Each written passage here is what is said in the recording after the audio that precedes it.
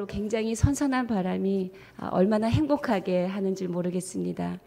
우리를 힘들게 했던 그 폭염도 하나님의 시간대에 이렇게 지나가는 이 은혜가 참 큽니다.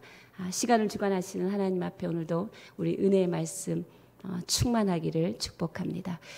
오늘 주시는 하나님의 말씀 역대상 14장 1절부터 17절까지의 말씀입니다.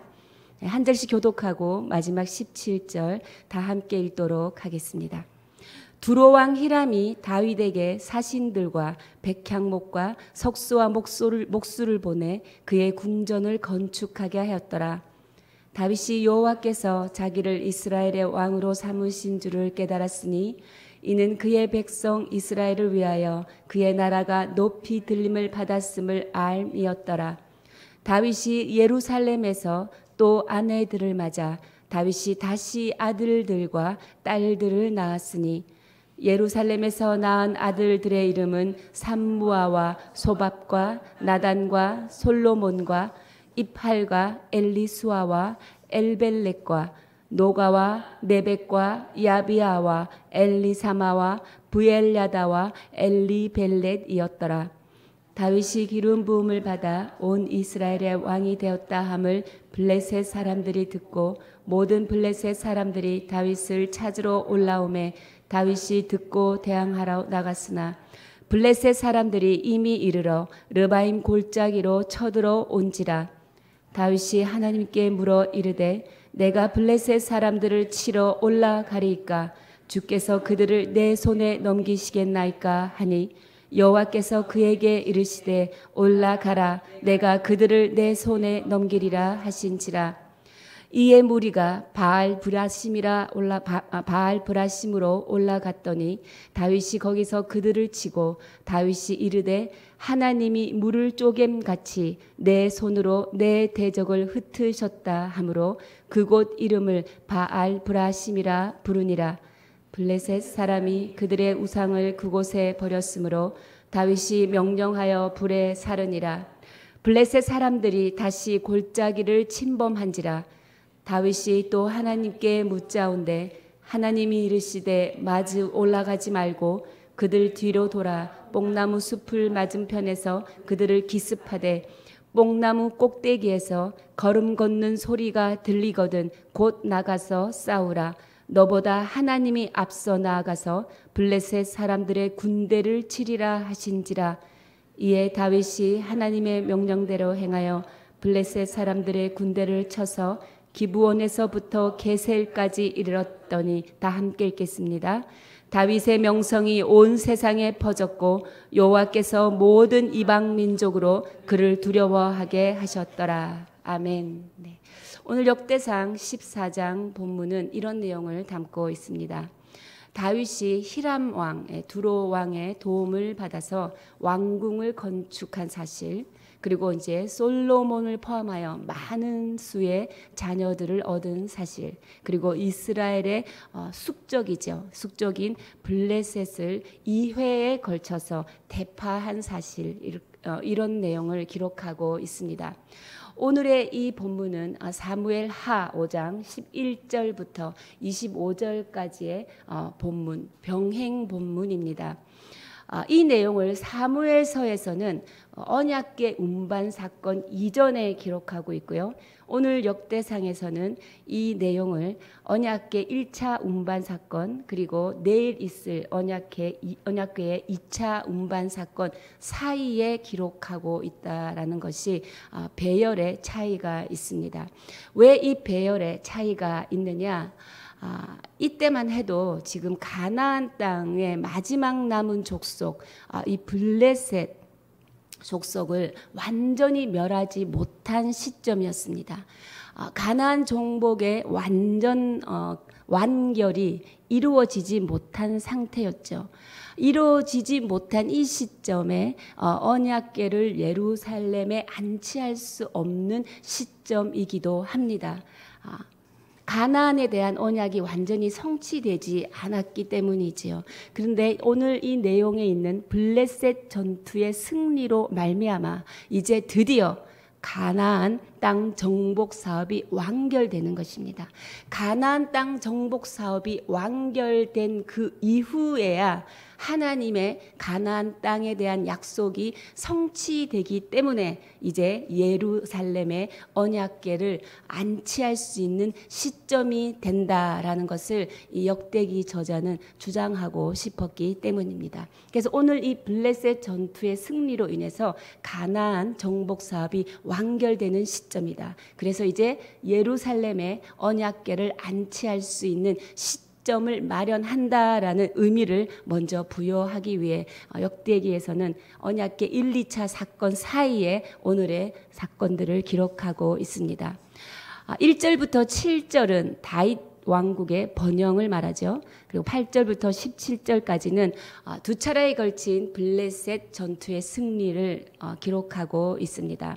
오늘 우리가 읽은 1절, 2절에 굉장히 우리가 묵상해 볼 만한 중요한 포인트 세 가지가 있습니다. 우리 1절을 다시 한번 한 목소리로 읽겠습니다. 시작. 두로 왕 히람이 다윗에게 사신들과 백향목과 석수와 목수를 보내 그의 궁전을 건축하게 하였더라. 네. 두로라는 지역은 지중해 연안에 있는 지역입니다. 그 지역은 무역 도시죠.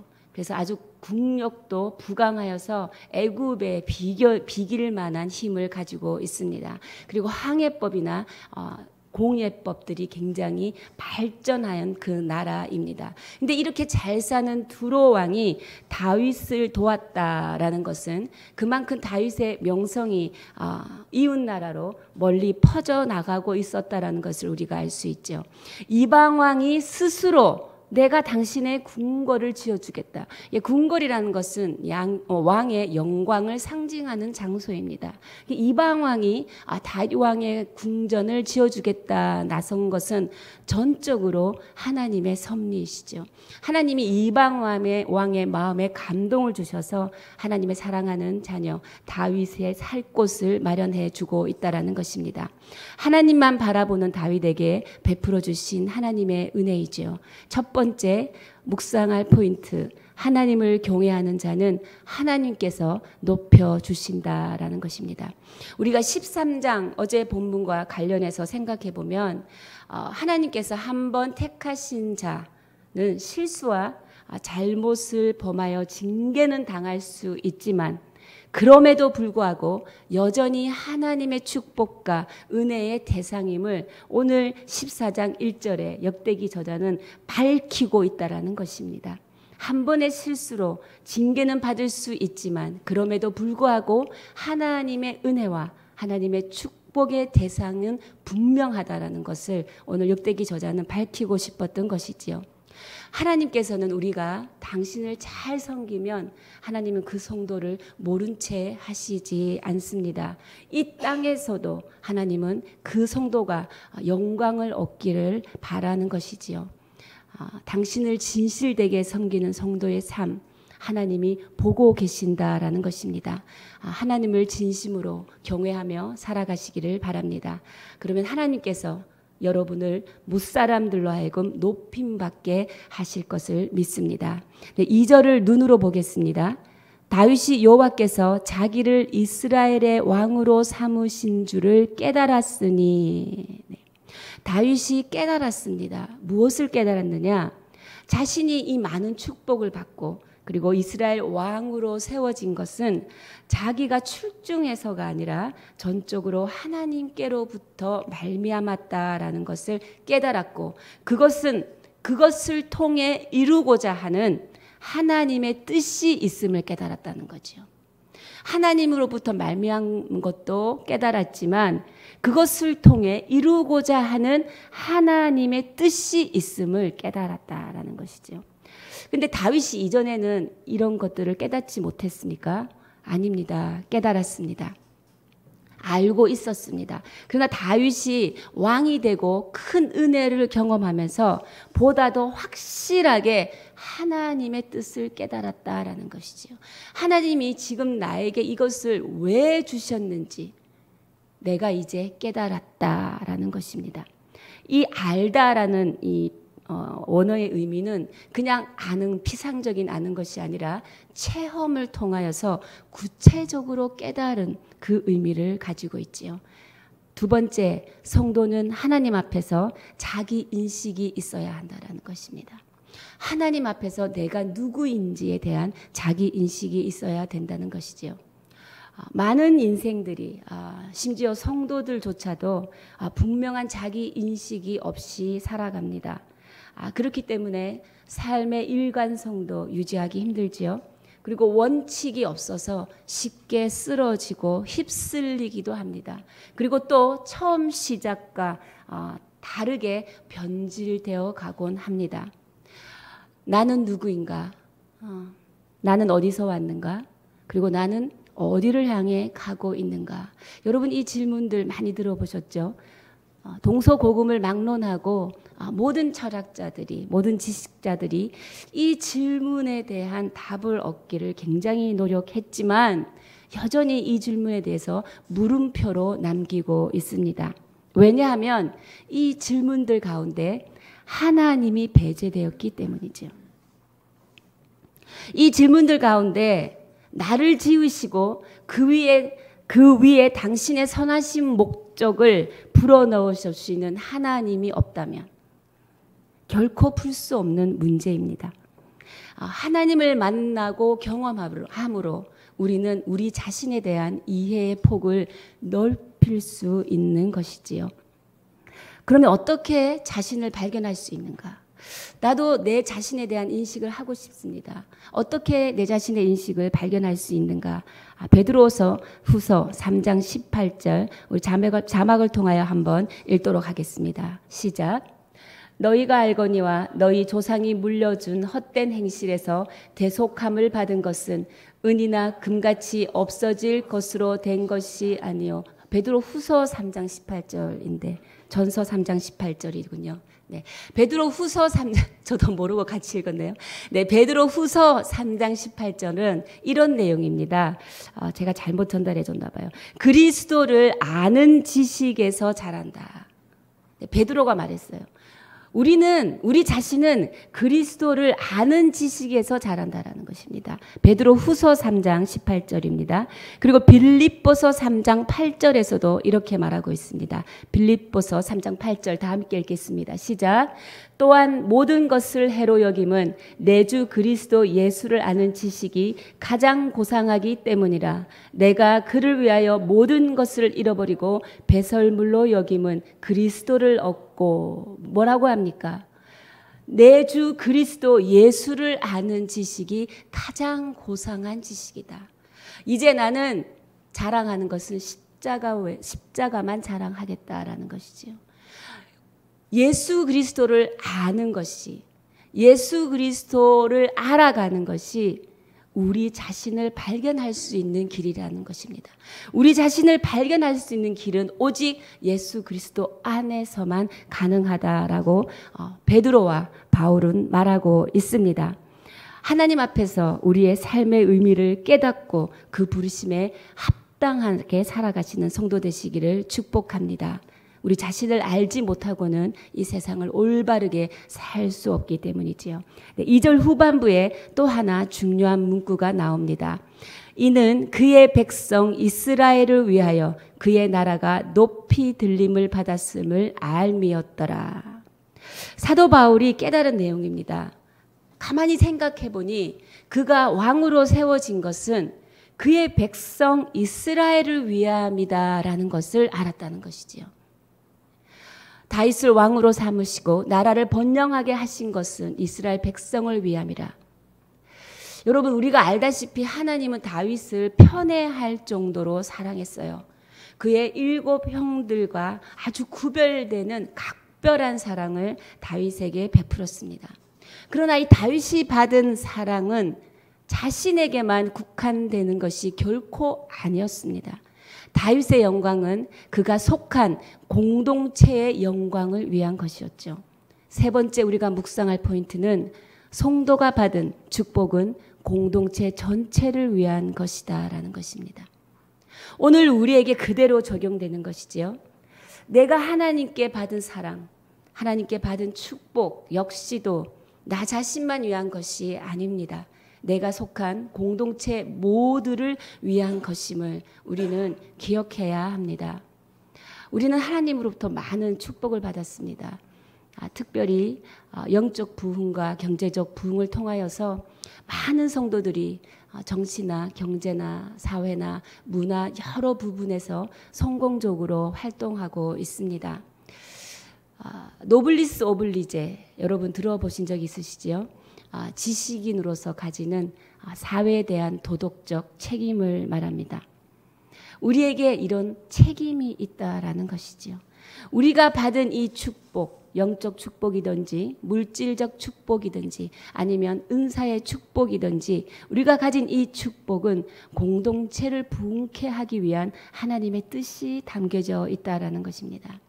제가 이 말씀을 묵상하면서 어떤 집사님이 하셨던 말이 떠올랐습니다.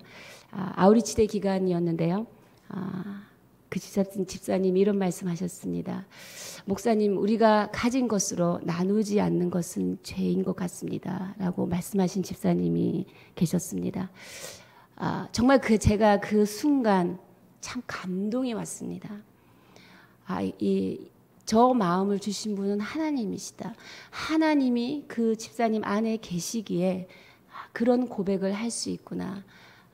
그래서 매 아우리치 때마다 아우리치를 가고 싶지만 금전적으로 힘든 또 우리 지체들을 위해서 플로잉도 계속 해주고 계시지요. 그리고 또 어저께는 몽골의 박한태 선교사님으로부터 기쁜 소식을 듣게 되었습니다. 저희가 몽골의 아우리치를 가 있는 동안에 한 10살짜리 소년이 우리 의료사역 병원으로 찾아왔습니다.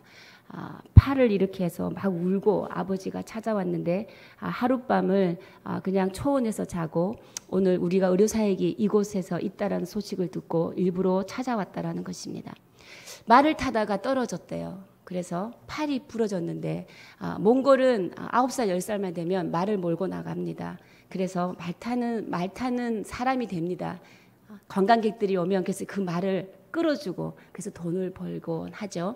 몽골의 남자로 태어나서 말을 못한다는 것은 그 남자로서 역할을 못하는 것입니다. 말을 타다가 떨어졌어요. 팔이 부러졌어요. 몽골 병원에 가서 기부스를 했습니다. 한 달 동안 기부스를 하고 풀었습니다. 근데 팔이 그대로 굳어져 있는 거예요. 그래서 그 아버지가 왜 이런지 모르겠다고 우리 그 엑스레이 기계를 통해서 사진을 찍어보니 뼈가 그대로 그냥 끊어져 있는 상태입니다. 뼈가 붙지 않았죠. 붙지 않은 상태에서 그냥 기부스를 푸는 거죠. 그래서 신경까지 이제 손상이 와서 너무 오랫동안 그냥 놔둔 거죠. 그래서 손 전체를 못 움직이고 마비가 된 상태로 온 것입니다. 우리가 지금 가지고 있는 기술 그 현지에로서는 수술이 가능하지 않죠. 선교사님이 이렇게 저렇게 병원을 알아보고 계시는데 잘 잡히지 않았습니다. 근데 어저께 연락이 왔는데 아산병원의 정형외과 전문의 의사 선생님께서 굉장히 어려운 수술이래요. 이 신경까지 손상이 돼서 완전히 회복되기에는 굉장한 수술비도 들어가고 굉장한 고난이도 수술인데 그 모든 치료비를 지원해 주겠다고 소식을 받았다라는 것입니다. 그리고 희귀성 난치병으로 고생하는 몽골 사람들을 모아주면 프로젝트 수술팀을 만들어서 가서 치료를 해주겠다라는 확답까지 덤으로 받았다라는 것입니다. 정말 나에게 주신 이 축복을 어려운 사람, 힘든 사람, 소망이 사라진 사람에게 흘려보낼 때 그 사람은 생명을 회복하게 됩니다. 그 사람에게 새로운 인생이 열리게 되고 희망이 무엇인지, 이 세상은 얼마나 아직 아름답고 따뜻한지, 그것이 우리 성도의 책임이자 의무가 아닌가 싶습니다. 여러분, 여러분에게 받은 그 축복 나눠주는 사람 성도 되시기를 주님의 이름으로 축복합니다. 그 8절과 17절까지는 블레셋 전투의 승리 이야기를 지금 나타내고 있습니다. 8절 9절을 여러분 눈으로 따라 보시면 다윗이 기름 부음을 받아서 온 이스라엘의 왕이 되었다 함을 블레셋 사람들이 듣고 모든 블레셋 사람들이 다윗을 찾으러 올라오매 다윗이 듣고 대항하러 나갔다. 모든 블레셋 사람들이 지금 침공하고 왔다라는 것이 대대적인 침공이지요. 근데 그들이 다윗이 이스라엘 왕이 되었담을 듣고 침공했다라는 것입니다.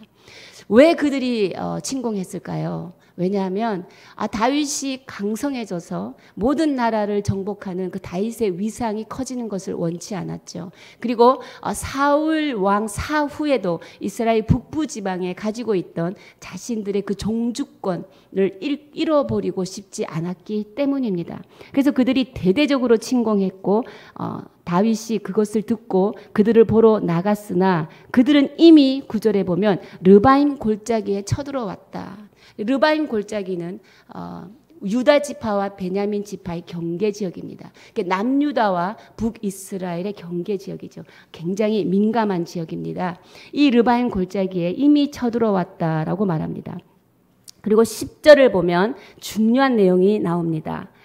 다 함께 읽어보도록 하겠습니다. 시작. 다윗이 하나님께 물어 이르되 내가 블레셋 사람들을 치러 올라가리이까 주께서 그들을 내 손에 넘기시겠나이까 하니 여호와께서 그에게 이르시되 올라가라 내가 그들을 내 손에 넘기리라 하신지라. 네. 다윗이 하나님께 물었다라는 것입니다. 내가 블레셋 사람을 치러 올라가리이까? 다윗과 함께하는 많은 용맹한 장수들이 많습니다. 군사들도 많습니다. 그 용맹한 장수들의 이름이 성경에 나오기도 하죠. 성경을 보면 한 장수가 300명을 쳤다라는 말도 다 나옵니다. 그러나 다윗은 자신이 그 군대의 수장이 되지 않고 하나님의 명령 아래 자신을 굴복시킨 것을 우리가 볼 수 있죠. 다윗 자신이 명령을 내리는 자가 아니라 하나님의 명령에 대기하고 하나님의 명령에 순종하는 자임을 나타내는 것입니다. 하나님의 도움을 입어서 반드시 승리를 얻게 될 것이다 라는 다윗의 신앙의 자세를 우리가 볼 수 있습니다. 이 신앙의 자세의 결과 여러분 11절을 다 함께 읽겠습니다. 시작. 이에 무리가 바알 브라심으로 올라갔더니 다윗이 거기서 그들을 치고 다윗이 이르되 하나님이 물을 쪼갬같이 내 손으로 내 대적을 흩으셨다 하므로 그곳 이름을 바알 브라심이라 부르니라. 네. 그 결과 어떻게 되었습니까? 하나님이 물을 쪼갬같이 내 손으로 내 대적을 흩으셨다. 여러분 펜이 있으면 하나님이 줄 것이고 흩으셨다 줄 것이십시오. 주어와 동사 이 두 개만 있어도 훌륭한 문장이 됩니다. 하나님이 흩으셨다. 이 흩으셨다의 원어는 쪼개다 부수다랍니다. 바알 브라심, 이 브라심도 쪼개다 부수다입니다. 바알을 쪼갠 거죠. 완전히 뚫어서 완전히 멸한 것을 말합니다. 하나님이 흩으셨다. 승전하고 난 후에 다윗이 군사들을 모아놓고 공식적인 자리에서 이런 고백을 하고 있다라는 것입니다. 무슨 고백입니까? 하나님께서 하셨습니다. 하나님께서 도우셨습니다. 하나님께서 이기게 하셨습니다. 하나님께서 행하셨습니다. 라는 이 고백을 지금 하고 있다라는 것입니다. 여러분 이 고백을 지금 들으면서 여러분이 살아오면서 어떤 사건들이 지금 떠오르지 않으십니까? 어떤 사건 성취되었을 때, 내 목적이 이루어졌을 때, 내가 소원하는 것을 이루어졌을 때 여러분 이런 고백 하셨을 줄 압니다. 하나님이 하셨습니다. 하나님이 도우셨습니다. 하나님이 주셨습니다. 이 고백인 것이지요. 만약에 그 사건은 기억나는데 이런 고백을 하지 않았다면 사후라도 지금이라도 오늘 여러분의 기도 속에서 하나님이 하셨습니다. 하나님이 주셨습니다. 하나님이 도우셨습니다. 라는 이런 고백으로 채워주시기를 주님의 이름으로 축복합니다. 또 17절을 보실까요? 여러분 17절을 보면 끝에 이런 말이 나옵니다. 17절 다 함께 읽겠습니다. 시작. 다윗의 명성이 온 세상에 퍼졌고 여호와께서 모든 이방 민족으로 그를 두려워하게 하셨더라. 여기서도 여러분 여호와께서 줄치고 하셨더라 줄치십시오. 다윗의 또 고백입니다. 다윗은 두 번째 블레셋 전투의 승리 후에도 여호와께서 하셨더라. 여호와께서 이기게 하셨더라. 여호와께서 그들을 진멸하게 하셨더라. 여호와께서 도우셨다라고 고백하고 있는 것입니다. 물론 우리가 어떤 일을 해내고 났을 때, 어려움을 견뎌냈을 때 이런 고백을 할 수 있습니다. 제가 이 어려움을 견뎌냈습니다. 네, 맞습니다. 우리가 우리의 주어진 삶 가운데 최선을 다하는 것 굉장히 좋은 것입니다. 그러나 여러분 한번 생각해 보십시오. 최선을 다할 수 있는 힘을 주신 분도 하나님이십니다. 최선을 다할 수 있는 능력을 주신 분도 하나님이십니다. 우리는 이 하나님을 기억해야 한다는 것이지요. 교만하지 않는 길은 하나님을 기억하는 것입니다. 구원의 하나님을 기억하는 것. 창조주 하나님을 기억하는 것. 하나님을 기억하는 자는 교만의 길로 갈 수 없습니다. 이 축복이 우리 가운데 임하기를 바랍니다.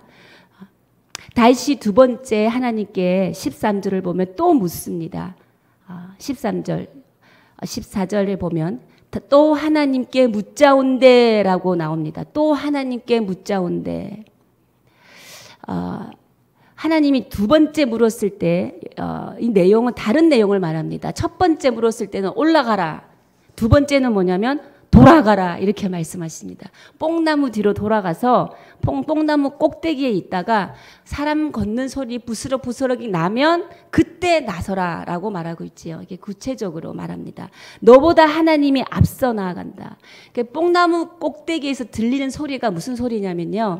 하나님이 우리보다 앞서 나가 싸우는 소리예요. 내가 싸우는 소리가 들리면 너희가 나와라. 하나님은 선한 성도들의 선한 싸움에 먼저 앞서서 나가 싸운다라는 것이지요. 저는 다윗의 이런 태도, 신앙적인 자세를 보고 늘 하나님 앞에 묻고 늘 하나님 앞에 듣기를 기뻐합니다. 하나님의 음성을 들었다라는 것이지요. 네, 이 듣는다는 것은 사랑하지 않으면 들어줄 수 없습니다. 아이들이 막 질문들을 계속합니다. 자녀들을 사랑하지 않는다면 그 질문에 계속 대답하는 건 힘든 거지요. 사랑하기 때문에 아이들도 듣는 것이고 사랑하기 때문에 그 질문에 우리도 답할 수 있는 것입니다. 이것이 친밀함 아닙니까? 다윗으로부터 배운 교훈이 있습니다. 기도는 일상화되어야 하는 것이구나. 기도는 예배 가운데, 기도 방 가운데서만 올려지는 것이 아니라 모든 상황 가운데 언제든지 이렇게 기도는 이루어져야 하는 것이구나. 쉬지 말고 기도하라. 이 말씀은 일상의 시간이 하나님으로 채워지는 것. 이 기도를 말하는구나. 그래서 기도를 다시 한번 정해 보았습니다. 우리의 일상의 시간이 하나님으로 채워지는 것. 이것이 기도라고 생각해 보았습니다. 오늘 말씀을 정리합니다. 사랑하는 여러분, 우리에게 주어진 축복들도 하나님으로부터 온 것입니다. 그리고 이 축복 우리만을 위한 것이 아니라 공동체 모두를 위한 것이라는 것입니다. 그리스도 안에서 우리가 누구인지 어디서부터 어디로 가는지 우리 자신을 발견할 때 우리에게 주어진 소명대로 우리는 살아갈 수 있습니다. 이런 사람들은 이런 고백을 합니다. 하나님께서 하셨습니다. 하나님께서 도우셨습니다. 그 사건들을 기억하며 오늘 우리의 기도가 쉬지 않고 올려지는 하나님의 기뻐하시는 성도 되시기를 주님의 이름으로 축복합니다. 우리 함께 기도하시겠습니다. 하나님 감사합니다. 우리에게 주신 그 축복이 하나님의 은혜임을 깨닫게 하신 주님, 우리로 하여금 교만하지 않게 하여 주십시오. 구원의 하나님을 기억하면서 오늘도 하나님이 나에게 주신 것으로 인하여 하나님의 뜻을 발견할 수 있는 귀한 시간 되기를 원합니다. 주님, 성령을 부어주시어서 나 자신을 주님 앞에 발견하고 하나님의 뜻을 발견하는 귀한 시간 되게 하여 주시옵소서. 오늘 이 시간 우리가 하나님 앞에 기도하며 공동체의 부흥을 위해 함께 기도하며 나가시겠습니다. 살아계신 하나님 감사합니다. 오늘도 말씀을 통하여서 다윗이 하나님 앞에 나아갔던 그 신앙의 자세, 나에게 주어진 모든 것들이 하나님으로부터 말미암은 것이며 그것은 공동체를 부흥케 하기 위한 하나님의 뜻이 있음을 깨달은 다윗을 바라봅니다. 하나님, 오늘도 나의 삶을 돌아보고 나에게 부어주신 하나님의 축복, 나에게 부어주신 하나님의 그 모든 것들을 바라보며 나에게 왜 이 일을 주셨는지 하나님 사람을 살리라고, 공동체를 살리라고, 공동체에게 많은 사람들에게 소망을 주라고 나에게 이것을 주셨음에 오늘 이것을 실천하기를 결단하는 아침 예배 시간 되기를 원합니다. 주님, 이 시간 이후부터 하나님 사람을 돕는 자로, 사람을 살리는 자로 살아가게 하여 주시옵소서. 주님, 그렇습니다. 이제 교만하지 아니하고 날 인생을 통하여 베푸신 모든 것들이 하나님께서 하셨습니다. 하나님께서 도우셨습니다. 이 고백으로 나아가는 우리의 기도가 되게 하여 주시고, 모든 상황 가운데 하나님께 묻고 하나님의 음성을 기다리며 하나님의 답을 기다리며 하나님의 음성을 기뻐하며 나아가는 우리 인생 되게 하여 주시옵소서. 주님, 우리의 인생 가운데 쉬지 않고 기도하는 그 축복이 있게 하여 주시고, 하나님, 이 기도가 하나님 우리를 이어서 하나님 앞에 이어져 가며 우리의 다음 세대까지 이 기도의 재단이 이어져 갈 수 있도록 하나님 기도의 재단을 축복하여 주시옵소서. 이 시간 한 번 더 기도하기를 원하는 것은 이제 새 성전으로 옮겨갑니다. 새 성전을 주신 분 하나님께서 하셨습니다. 하나님께서 우리에게 새 성전을 주신 그 이유가 무엇입니까? 사람을 살리라고, 영혼을 살리라고, 이 땅과 이 민족을 살리라고, 그곳에서 너희가 나를 예배하고 기도하라고 주님께서 주신 이유가 분명히 있습니다. 그래서 기도와 예배를 통하여서 믿음의 사람들이 세워지고, 그 세워진 사람들이 세상 한가운데 들어가 하나님의 빛을 발하고 빛을 전하며 생명을 살리는 자로 살아가기를 원하는 하나님의 뜻이 있습니다. 하나님, 이 은혜가 우리 새 성전 가운데도 이어지게 하여 주시옵소서. 여기에 있는 자들이 하나님의 거룩한 구루터기가 되어서 그 기도를 이어가는 자들이 되게 하여 주시옵소서. 그리고 하나님, 인테리어 공사가 시간 안에 잘 마무리되어서 주일 예배와 특별 새벽 기도가 6층 호원아트홀 은혜 바다홀에서 잘 진행될 수 있도록 모든 공사의 과정을 주께서 주관하여 주시옵소서. 우리 함께 기도하며 나아가시겠습니다. 살아계신 하나님, 감사합니다. 주님께서 하셨습니다. 주님께서 도우셨습니다. 우리 가운데 새 성전을 허락하여 주시어서 그곳에서 하나님을 경외하는 자들의 깨어있는 기도가 하나님 땅과 민족을 살리고 영혼을 살릴 줄 믿습니다. 하나님, 우리가 그것을 향하여 나아가는 자가 되게 하여 주시고 우리가 그 자리를 지키는 자가 되게 하여 주시옵소서. 오늘 이곳에서 주님 앞에 나와 기도하는 사람들, 하나님의 거룩한 남은 구루터기가 되게 하여 주시옵소서. 주님, 그들이 있기에 하나님의 역사는 이어져 가고 하나님의 살리는 그 성령의 역사하심은 더 충만하게 될 줄 믿습니다. 하나님의 교회가 세워지고 하나님의 땅이 이 땅에, 하나님의 나라가 이 땅에 임하고 하나님 살려야 될 자를 살려내는 하나님의 성도들이 그곳에서 양육되어지게 하여 주시고 하나님의 성도들이 그곳에서 세워지게 하여 주시어서 많은 믿음의 귀감이 되는 하나님의 성도들이 그곳에 세워지게 하여 주시옵소서. 하나님, 새성전 공사기간을 주님께 의탁하며 기도합니다. 하나님, 그곳에서 올려지는 모든 예배가 준비되어져야 하니 하나님, 모든 기간을 하나님께서 주관하여 주시옵소서. 하나님, 모든 예배에 차질이 없도록 하나님께서 인도하여 주시고 하나님의 뜻이 이루어질 수 있도록 하나님, 공사하시는 모든 분들 가운데도 하나님의 마음을 부어주시고 하나님, 그들에게 기쁨으로 마무리할 수 있도록 마음을 주시며 그들한테 우리가 감사의 마음으로 그들을 위해 중보하며 나아가며 그들이 한 명도 다치지 않도록 하나님 붙들어 주시고 은혜를 더하여 주시옵소서. 살아계신 하나님, 참 감사합니다. 우리를 남아있는 거룩한 구루터기가 되게 하신 것 다 하나님이 하셨습니다. 연약하고 부족한 우리를 하나님께서 말씀으로 세워주셨고 은혜로 세워주시고 사랑으로 이끌어 주셔서 오늘도 기도와 예배의 자리를 이어가는 그 축복을 받았습니다. 우리가 받은 이 축복 하나님, 우리 안에 머물지 않게 하여 주시고 하나님, 도움이 필요한 자들, 사랑이 필요한 자들에게 흘려보내서 사람을 살리는 자로 살아가게 하여 주시옵소서. 주님께서 행하셨다라는 그 고백 아래 겸손함으로 십자가 앞에 무릎 꿇고 주님의 음성을 듣고 하나님과 친밀함으로 교제하는 성도 될 수 있도록 주님의 이름으로 축복합니다. 주님, 행하여 주시옵소서. 이렇게 되기를 믿사오며 이 모든 말씀 우리 주 예수 그리스도 이름으로 기도드리며 지금 이 시간 우리 주 예수 그리스도의 크신 은혜와 하나님 아버지의 무한하신 사랑과 성령의 역사 위로 교통하심이 하나님께서 하셨습니다. 이 모든 것이 하나님으로부터 말미암은 것입니다. 라는 신앙 고백으로 하나님과 더 친밀하게 나아가기를 결단하며 하나님 앞에 쓰임받는 귀한 그릇으로 나아가기를 결단하고 돌아가는 주의 백성들 머리 위에, 사람 살리는 교회 위에, 선교사님들 위에 지금으로부터 영원까지 함께 하시기를 간절히 축원하옵나이다. 아멘.